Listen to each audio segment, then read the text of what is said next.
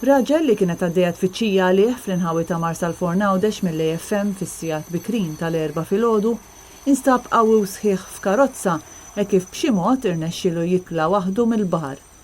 Ir-raġel Kenny Davidson, Ingliż ta' 27 sena residenti Għawdex, instab f'kundizzjoni ta' saħħa tajba wara li kien mifhum li għamel xi ħin mitluf fil-baħar matul il-lejl.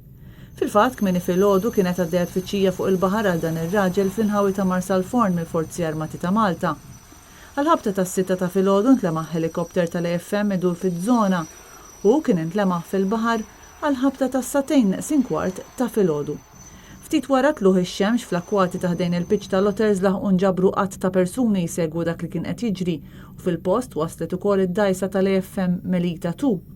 Min informazzjoni li għandu Net News matul il-lejl l-Ingliż kien intlemaħ iżomma baga fil-baħar iżda wara xi ħin u ma derx aktar.